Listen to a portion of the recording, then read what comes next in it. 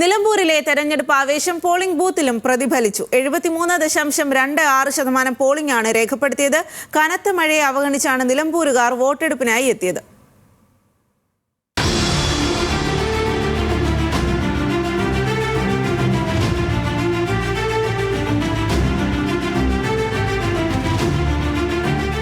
മഴയിലും ചോരാത്ത ആവേശമാണ് നിലമ്പൂരിലുടനീളമുള്ള പോളിംഗ് ബൂത്തുകളിൽ ദൃശ്യമായത്.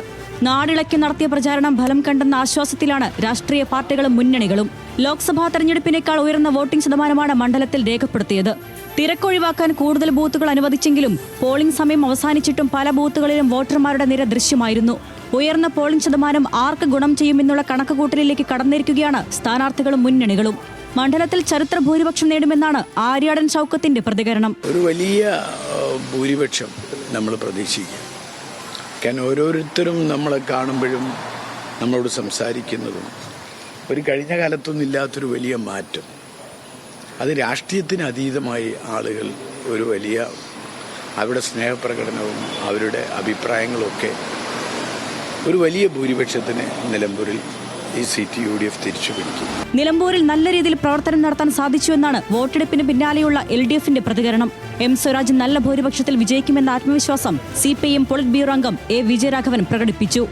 LDFന്റെ സ്ഥാനാർത്ഥി സഖാവ് സ്വരാജ് നല്ല ഭൂരിപക്ഷത്തിന് നിലമ്പൂരിൽ വിജയിക്കുമെന്നാണ് താഴെ തലത്തിൽ നിന്ന് വരുന്ന പൊതുവിവരങ്ങൾ സൂചിപ്പിക്കുന്നത്. മുൻ MLA ആയ PV അൻവറും തികഞ്ഞ ആത്മവിശ്വാസത്തിലാണ്. തിരഞ്ഞെടുപ്പിന് മുൻപ് പറഞ്ഞതെല്ലാം ഹൃദയത്തിൽ നിന്നാണെന്നും വോട്ട് ലക്ഷ്യമിട്ടല്ലെന്നും തെരഞ്ഞെടുപ്പിൽ വിജയിക്കുമെന്നും PV അൻവർ. ഞാൻ അപ്പോഴും പറഞ്ഞ ഹൃദയത്തിൽ നിന്നാണ് ഇപ്പോഴും എൻ്റെ വിശ്വാസം. മകളെ സാക്ഷിയാക്കിയിട്ട് ഈ പറയുന്ന വോട്ടിന് എനിക്ക് ജയിക്കാൻ കഴിയുമെന്ന് തന്നെയാണ് വിശ്വസിക്കുന്നത്. ഇനിയിപ്പോൾ പിന്നെ ജനത്തിൻ്റെ കഴിയിലാണ്. ഞാൻ ഒരു എന്താ പറയുക, തെരഞ്ഞെടുപ്പ് രംഗത്തിലെ സാധാരണ അടിക്കുന്ന ഡയലോഗല്ല അടിച്ചത്. NDA സ്ഥാനാർത്ഥി മോഹൻ ജോർജ് വോട്ട് ശതമാനം വർദ്ധിപ്പിക്കാനാകുമെന്ന ശുഭപ്രതീക്ഷയാണ് മാധ്യമങ്ങളോട് പങ്കുവച്ചത്.